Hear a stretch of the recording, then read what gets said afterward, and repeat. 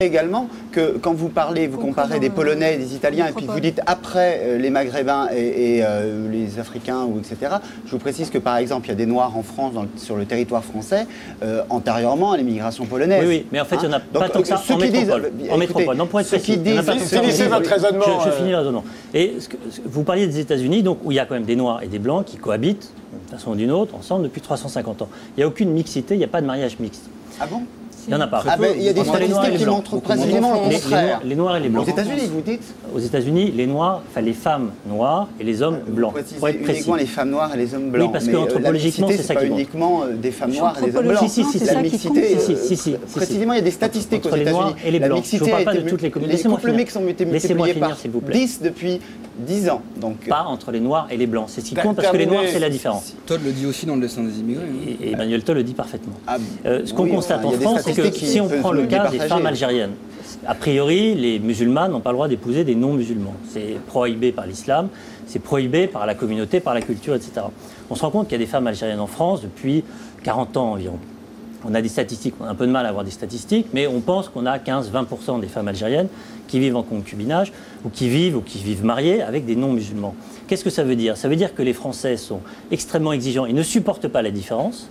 Donc il y a une forme de xénophobie, mais il n'y a jamais de racisme. Enfin, il y a un peu de racisme, mais il y a la capacité à s'ouvrir aux autres. Et ça, on le voit dans ce qu'il y a de plus intime, qui est est-ce qu'on peut vivre en couple? Est-ce qu'on peut créer des familles? Est-ce qu'on peut accepter cette forme de métissage et derrière, il y a l'idée d'universel. Donc il y a le discours sur la communauté. Il y a le discours sur la communauté qui inquiète tout le monde, et puis il y a une réalité qui est le mot choc ou pas, mais je crois que c'est la réalité. C'est une forme d'assimilation qui est une vieille tradition française. Le mot choc, dites-vous, c'est le mot assimilation, qui est un mot qui a été extrêmement utilisé pendant des siècles par les Français. Aujourd'hui, vous dites que le mot choc... Oui, parce qu'au nom du respect des communautés, on a dit l'assimilation c'est mal parce que ça détruit l'identité.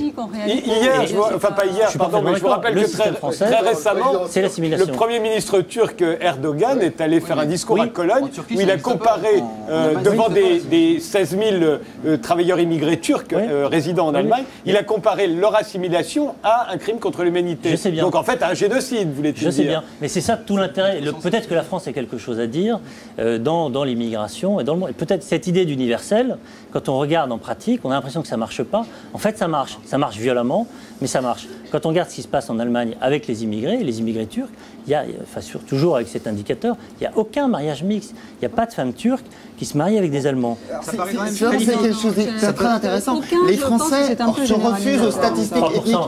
Les Français se refusent aux statistiques ethniques. Oui, mais par conséquent, sur quoi vous vous appuyez pour dire qu'on a une mixité plus forte en France que dans les pays anglo-saxons? L'enquête famille de l'enquête MGIS de 94. Vous aurez remarqué qu'aujourd'hui, on est dans une campagne électorale aux États-Unis où un Noir peut être élu dans l'Idaho, qu'il peut gagner dans le Kansas, qu'il peut gagner dans les États du Nord où il y a 3% de Noirs. Vous avez une vision extrêmement caricaturale des États-Unis et vous avez une vision totalement idéalisée de votre réalité.